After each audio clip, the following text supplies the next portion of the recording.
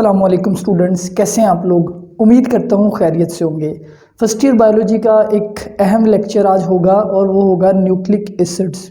हम लोग nucleic acid का इंट्रोडक्शन लेंगे, क्या होते हैं, किसने डिस्कवर किए, कैसे डिस्कवर किए, और थोड़ी सी इनके ऊपर बात करेंगे, इनकी कंपोजिशन के ऊपर कि न्यूक्लिक एसिड किन चीज़ों से मिलके बनते हैं और इनके अंदर पाए जाने वाले जो कंपोनेंट्स हैं एक एक का हम लोग स्ट्रक्चर भी डिटेल में देखेंगे और इनके कंपोनेंट्स को डिस्कस करेंगे।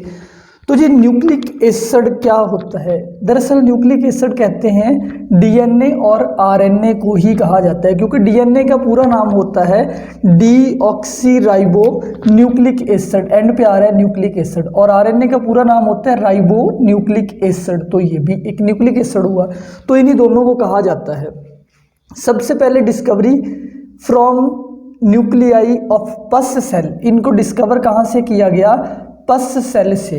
पस सेल क्या होता है, हमारा वाइट ब्लड सेल WBCs, इनके अंदर से इनको ढूंढा गया। वो कैसे ढूंढा, किसने, फ्रेडरिक मिशर ने ढूंढा था आज से 1869 में, यानी करीब आज से 150 साल पहले तकरीबन।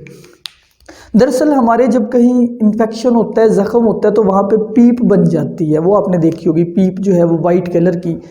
तो वो पीप दरअसल जरासीमों की और वाइट ब्लड सेल की डेड बॉडीज़ होती है।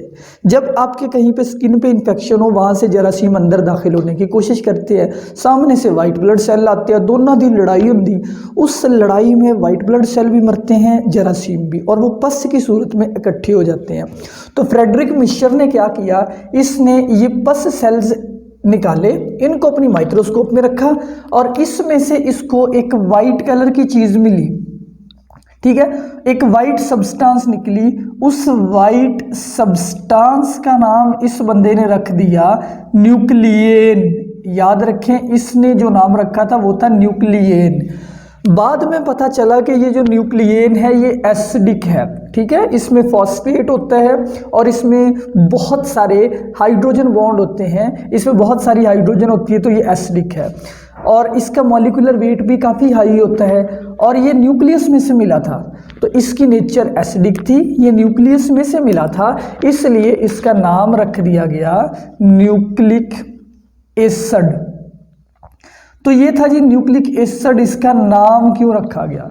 अब दो तरह के nucleic acid, number 1 DNA, number 2 RNA. DNA का पूरा नाम होता है डीऑक्सीराइबो न्यूक्लिक एसिड, ठीक है, DNA deoxyribo nucleic acid chromosome में पाया जाता है। सेल के न्यूक्लियस में जो इस तरह के हमें स्ट्रक्चर्स क्रोमोसोम नजर आते हैं, आपको पता है क्रोमोसोम दो चीज़ों से मिलकर बनते हैं, इनमें डीएनए होती है और डीएनए के अलावा इनमें हिस्टोन प्रोटीन होती है, ठीक है जी। तो डीएनए के जो क्रोमोसोम है उनमें पाया जाता है। इसके अलावा क्लोरोप्लास्ट, जो प्लांट के सेल में ऑर्गेनेली है क्लोरोप्लास्ट, उसमें भी उसका अपना डीएनए होता है और माइटोकॉन्ड्रिया में भी अपना डीएनए होता है, आपने चैप्टर 4 में पढ़ा है। इसीलिए इन दोनों ऑर्गेनेलीज को सेल्फ रेप्लिकेटिंग या सेमी ऑटोनोमस कहा जाता है, यानी ये अपने आप को खुद कंट्रोल करते हैं और अपनी कॉपी खुद बनाते हैं। अब है जी ribonucleic acid, RNA. RNA कहाँ पाया जाता है, आरएनए सेल के न्यूक्लियोलस में पाया जाता है। ये है न्यूक्लियस और ये सेल है, ये सेल का न्यूक्लियस है और न्यूक्लियस के अंदर एक डार्क स्पॉट होता है जिसको कहते हैं न्यूक्लियोलस। ये जो न्यूक्लियोलस है यहाँ पे एक्चुअली राइबोसोम बनते हैं। अब राइबोसोम को देखा जाए तो राइबोसोम में दो चीज़ें होती हैं। राइबोसोम में एक होती है प्रोटीन और दूसरा होता है राइबोसोमल आरएनए। तो इसलिए आरएनए तकरीबन 50% आरएनए जो है ये राइबोसोम में भी होता है और साइटोसोल में होता है। साइटोसोल से मुराद है साइटोप्लाज्म में, क्योंकि साइटोप्लाज्म में आरएनए बन रहा होता है और इसी तरीके से थोड़ा बहुत माइक्रोट्यूब्यूल्स में भी होता है और न्यूक्लियस के अंदर भी मौजूद होता है आरएनए। ये थी इनकी डिस्कवरी और इनकी अक्रेंस कह ले। अब आगे शुरू करते हैं डीएनए और आरएनए के बिल्डिंग ब्लॉक्स, यानी डीएनए और आरएनए किस चीज़ से मिलके बनता है, आप इनकी कंपोजिशन कह ले। तो भी देखें, डीएनए और आरएनए न्यूक्लियोटाइड से मिलके बनते हैं। न्यूक्लियोटाइड क्या है, it is building block, of nucleic acid. ये न्यूक्लिक एसिड को बनाने वाली चीज़ है।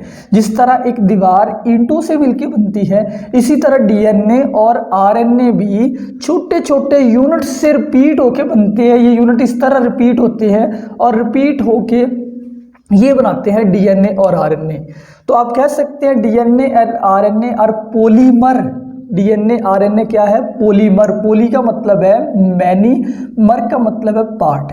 जब कोई चीज़ बहुत सारे छोटे छोटे टुकड़ों से मिलकर बनी हो, आप उस चीज़ को कहते हैं कि वो उस टुकड़े का पॉलीमर है। जैसे दीवार जो है वो ईंटों का पॉलीमर है, प्रोटीन जो है अमाइनो एसिड का पॉलीमर है, स्टार्च जो है वो ग्लूकोज का पॉलीमर है, ग्लाइकोजन जो है ग्लूकोज का पॉलीमर है। तो डीएनए आरएनए किसका पॉलीमर है? न्यूक्लियोटाइड्स का। अब ये जो न्यूक्लियोटाइड है इसमें 3 चीज़ें होती है। न्यूक्लियोटाइड के स्ट्रक्चर को देखिए। न्यूक्लियोटाइड में एक 5 कार्बन शुगर होती है, 5 carbon sugar, and number 2 phosphoric acid. तीनों पे बात करते हैं डिटेल में। और नाइट्रोजन कंटेनिंग बेस, और एक बेस होती है। बेस आप लोगों को पता है, कोई ऐसा मॉलिक्यूल होता है जिसके पास OH ग्रुप मौजूद हो। ठीक है, जिस तरह एसिड बेस आपने पढ़े हुए हैं। तो नाइट्रोजन कंटेनिंग बेस, 3 चीज़ें मिले तो एक न्यूक्लियोटाइड बन जाता है। और बहुत सारे न्यूक्लियोटाइड मिले तो डीएनए आरएनए बनते हैं। अच्छा भाई, डीएनए और आरएनए में 5 कार्बन वाली बेस ये पाई जाती है। बेस को देखिए, पहले देखते हैं। ये जो बेस है इसका नाम है राइबोस। ठीक है, और राइबोस किस में होती है?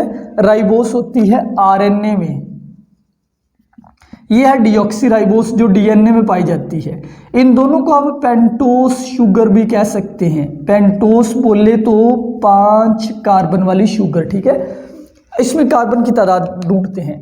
पहला कार्बन यहाँ पे कार्बन नंबर 1, कार्बन नंबर 2, हर कॉर्नर पे एक कार्बन है। Carbon number 3, carbon 4 and carbon 5 बाहर है। यहाँ पे भी कार्बन 1, 2, 3, 4, 5। अच्छा भाई देखिए, कार्बन नंबर 1 पे OH है, देन H है, HOH, HOH, 4 पे सिर्फ H, और जो 5 बाहर है क्योंकि उसके 3 बॉन्ड खाली है तो उसके साथ 2 H है, 1 OH है। नोट करने की चीज़ ये है, जो इन दोनों में डिफरेंस है राइबोस और डीऑक्सीराइबोस में, वो यहाँ पे है सेकंड कार्बन पे। अगर आप देखें तो राइबोस शुगर में सेकंड कार्बन पे OH है और डीऑक्सीराइबोस में सेकंड कार्बन के साथ है सिर्फ H है। क्योंकि इसमें ऑक्सीजन नहीं है इसलिए इसको कहते हैं डीऑक्सी। डीऑक्सी यानी बगैर ऑक्सीजन के। D mean removal, oxy mean oxygen. ठीक है, ये आपने 5 कार्बन वाली शुगर का स्ट्रक्चर समझा। ये पाई जाती है डीएनए आरएनए में। ये डीएनए वाली है, आरएनए वाली है पेंटोस, और ये जो है डीऑक्सीराइबोस ये डीएनए में होगी। अच्छा स्टूडेंट्स, अब नेक्स्ट देखें बेसिस। डीएनए और आरएनए में जो बेसिस पाई जाती है उनको कहते हैं नाइट्रोजन कंटेनिंग बेस। और वो बेस 2 तरह की होती है। या होती है डबल रिंग वाली। इस डबल रिंग में एक रिंग 6 कॉर्नर वाला होता है बेंजीन के जैसा, और एक रिंग 2 कॉर्नर वाला होता है। ये बिल्कुल बेंजीन के जैसा रिंग होता है। इसमें डबल बॉन्ड भी होते हैं, एक छोड़ के एक डबल बॉन्ड, इस तरह से। डबल रिंग वाली बेसिस क्या कहलाती है? प्योरीन्स। प्योरीन्स। और सिंगल रिंग वाली पायरीमेडीन। सिंगल रिंग सिर्फ बेंजीन के जैसा है। अब इसमें आप देखिए, जो डबल रिंग वाली है उसमें नाइट्रोजन मौजूद है। जहाँ पे मैंने कॉर्नर पे कुछ नहीं लिखा वहाँ पे कार्बन है, अदरवाइज बाकी जगहों पे नाइट्रोजन है। पूरा स्ट्रक्चर आपको याद करने की ज़रूरत नहीं, जस्ट ये एक लेआउट याद रखें। ये डबल रिंग वाली प्योर पायरीमेडीन, ये डबल रिंग वाली प्योरीन, और सिंगल रिंग वाली पायरीमेडीन। अच्छा भाई, सिंगल रिंग वाली 3 होती है। बेसिस के नाम आपने 10th में भी पढ़े थे, एडिनिन, गुआनिन, थाइमीन, साइटोसिन वगैरह। तो इसमें से जो थाइमीन है, जो साइटोसिन है, और जो यूरासिल है, और आपको याद होगा कि यूरासिल सिर्फ आरएनए में होती है। ये तीनों सिंगल रिंग वाली होती है, और इसमें से जो थाइमीन है वो सिर्फ डीएनए में होती है। ये भी एक फ़र्क है इनमें। ठीक है, ये सिंगल रिंग वाली है यानी कि पायरीमेडीन। ये डबल रिंग वाली है एडिनिन और गुआनिन। एडिनिन गुआनिन, AG याद रखें, AG double ring, AG double ring. अच्छा भाई, अब तीसरे कंपोनेंट पे आ जाते हैं। तीसरे कंपोनेंट का नाम है फॉस्फोरिक एसिड। बेटा जी, एक होता है फॉस्फोरिक एसिड, एक होता है फॉस्फेट। दोनों में कंफ्यूज नहीं होना, दोनों अलग अलग चीज़ें हैं। फॉस्फोरिक एसिड का फॉर्मूला होता है H3PO4। क्या है? H3PO4। अच्छा, बाज़ लोग फॉस्फेट और फॉस्फोरिक ग्रुप को एक ही समझते हैं, हालांकि ये एक नहीं है। फॉस्फेट बेटा जी होता है PO4, ये फॉस्फेट है, PO4 अगर हो तो वो फॉस्फेट है। अच्छा, दरअसल ये फॉस्फोरिक एसिड H3PO4 इसका पूरा स्ट्रक्चर बनाए तो दरमियान में फॉस्फेट है, 3 साइडों पे OH है, OH OH OH, और एक साइड पे डबल बॉन्ड O है। अब सब काउंट करें तो H3PO4 चारों साइडों पे ऑक्सीजन थी, इसलिए ये है H3PO4। अब हम देखते हैं कि ये तीनों कंपोनेंट आपस में कैसे जुड़ते हैं और न्यूक्लियोटाइड कैसे बनता है। तो इसके लिए पहले ये एक राइबोन्यूक्लियोटाइड है, ये एक डीऑक्सी राइबोन्यूक्लियोटाइड है। भाई सिंपली अगर आपके पास राइबोस शुगर हो तो जो न्यूक्लियोटाइड बनेगा वो होगा राइबोन्यूक्लियोटाइड। अगर आपके पास डीऑक्सी राइबोस शुगर हो तो जो न्यूक्लियोटाइड बनेगा वो होगा डीऑक्सी राइबोन्यूक्लियोटाइड। और राइबोन्यूक्लियोटाइड पाए जाते हैं आरएनए में और डीऑक्सी राइबोन्यूक्लियोटाइड पाए जाते हैं डीएनए में। तो यानी शुगर का भी फर्क है, डीएनए की शुगर डीऑक्सी राइबोस शुगर है, आरएनए की राइबोस शुगर है। अच्छा, शुगर का स्ट्रक्चर मैं आपको पीछे बता चुका हूँ, कार्बन 1 2 3 4 5। आपने देखना ये है कि ये जो 5 कार्बन होता है, इस 5 कार्बन के साथ एक OH मौजूद है, इसको हाईलाइट कर लेते हैं, ये OH। और इसी तरीके से फॉस्फोरिक एसिड जो है उसके पास भी OH है, तो यहाँ पे बॉन्ड बनता है, यानी कि यहाँ पे H2O रिलीज होगा। कैसे रिलीज होगा? ये बेस से OH फॉस्फेट ग्रुप से निकल जाएगा और इधर से बेस से H निकल जाएगा, H2O निकल गया। अब ये जो कार्बन है, ऑक्सीजन एक बच गया, रिमेंबर एक ऑक्सीजन बच गया, यानी OH दोनों के पास था, तो ये 5 कार्बन और ऑक्सीजन बॉन्ड बना लेगा। यानी कि इधर से कार्बन नंबर 5 ये कार्बन फॉस्फेट के साथ बॉन्ड बना लेगा। अब ये एक क्या बन गया? ये न्यूक्लियोटाइड अभी नहीं बना। न्यूक्लियोटाइड तब बनेगा जब इसके कार्बन नंबर 1 के साथ अटैच होगी बेस। तो देखिए कार्बन नंबर 1 के साथ OH है, तो ये OH भी यहाँ से रिमूव होगा और यहाँ पे अटैच क्या होगी? बेस। अब ये पूरा एक डी राइबोन्यूक्लियोटाइड बन गया, ठीक है। इस राइबोन्यूक्लियोटाइड में ये फॉस्फेट ग्रुप भी मौजूद है और ये शुगर भी मौजूद है और ये बेस भी मौजूद है। अच्छा, इसी तरीके से ये दूसरी तरफ डीऑक्सीराइबोस है, फर्क तो इनमें भी कोई नहीं, यहाँ से भी H2O रिमूव होगा और यहाँ पे भी बॉन्ड बन जाएगा। कौन सा बॉन्ड बन जाएगा? फॉस्फोडाइईस्टर बॉन्ड बन जाएगा। ऑक्सीजन जो है वो लिंक कर देगी एक तरफ से फॉस्फेट को, फास्फोरस को, और दूसरी तरफ से राइबोस शुगर के कार्बन को। अच्छा जी, यहाँ पे फिर बेस अटैच हो जाएगी, तो वो भी यहाँ पे लिख देता हूँ बेस। ये एक न्यूक्लियोटाइड बन गया और ये कौन सा न्यूक्लियोटाइड है? डीऑक्सीराइबोन्यूक्लियोटाइड। अच्छा, डीएनए और आरएनए के अंदर इस तरह के यूनिट होते हैं, यानी बहुत सारे। बेस यहाँ पे कोई भी हो सकती है। अगर डीएनए है तो चारों में से कोई भी हो सकती है, एडिनिन, गुआनिन, थाइमिन या साइटोसिन। अगर आरएनए है तो एडिनिन, गुआनिन, साइटोसिन, यूरासिल, चारों में से कोई भी बेस हो सकती है। ये हम अगले लेक्चर्स में पढ़ेंगे कि बेसिस किस तरह से होती हैं। अच्छा, यहाँ पे कई स्टूडेंट्स के माइंड में आ सकता है कि कई जगहों पे फॉस्फेट लिखा हुआ होता है फॉस्फोरिक एसिड की बजाय। वो दरअसल ऐसे है क्योंकि ये फॉस्फोरिक एसिड एक स्ट्रॉन्ग एसिड है, तो इसमें एसिड जो है वो अपने H पॉजिटिव इजीली डोनेट कर देता है, यानी इसमें से H जो है वो इजीली, जैसे ये H3PO4 है, ये अगर पानी में इसको डिजोल्व करे तो ये क्या करेगा? 3H positive plus PO4 negative. तो इसलिए ये भी याद रखें कि डीएनए पे नेगेटिव चार्ज होता है, इस फॉस्फेट की वजह से डीएनए पे नेगेटिव चार्ज होता है। तो इसलिए क्योंकि जब बॉन्ड बन जाते हैं फिर ये फॉस्फोरिक एसिड अपने H डोनेट कर देता है, या फिर जब दो न्यूक्लियोटाइड लिंक करेंगे, जैसे ये मैंने एक न्यूक्लियोटाइड बनाया है, अगर एक न्यूक्लियोटाइड और इसके ऊपर से आए फिर ये OH भी रिमूव हो जाएगा। तो इसलिए नॉर्मली हम फॉस्फोरिक एसिड की बजाय फॉस्फेट ग्रुप कहते होते हैं।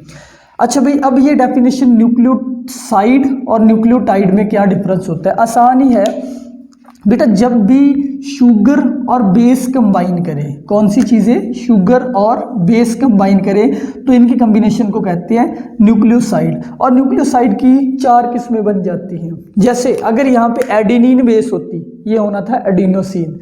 अगर यहाँ पे गुआनिन होती, गुएनोसिन। अगर यहाँ पे थाइमीन होती, थाइमीडीन। अगर यहाँ पे साइटोसिन होती, साइटिडीन।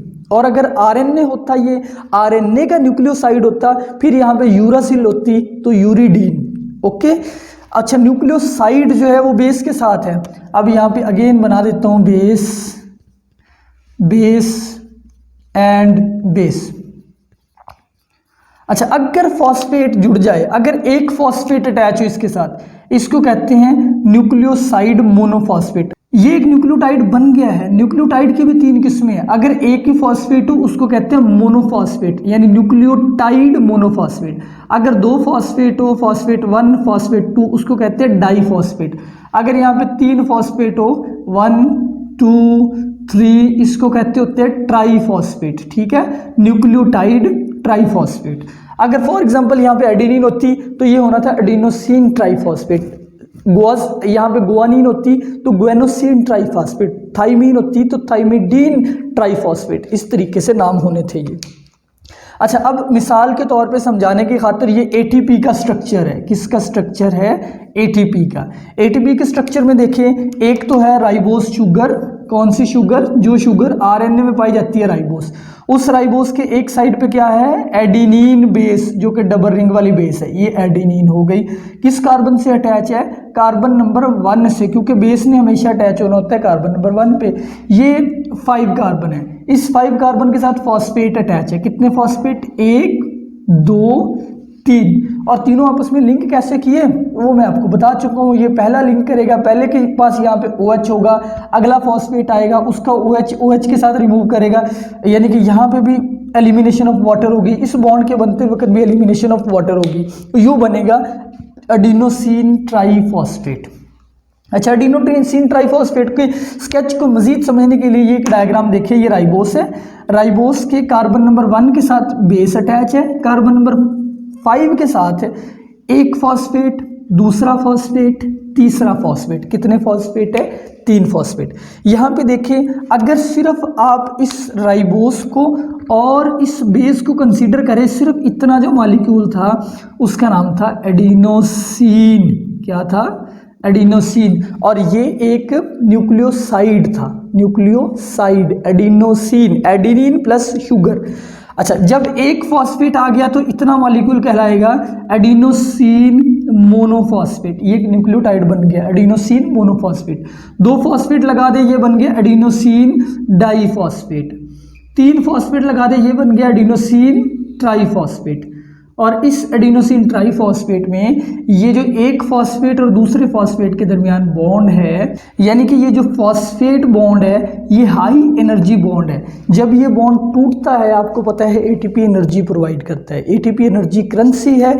ये एक एग्जाम्पल है न्यूक्लियोटाइड की। एक न्यूक्लियोटाइड, अकेला न्यूक्लियोटाइड, बहुत सारे न्यूक्लियोटाइड नहीं, क्योंकि बहुत सारे जुड़ जाएंगे फिर आरएनए या डीएनए बन जाएगा। तो स्टूडेंट्स, ये था आज का लेक्चर। अगर कोई सवाल है वो ज़रूर कीजिए। अपना ख्याल रखिए। अल्लाह हाफिज़।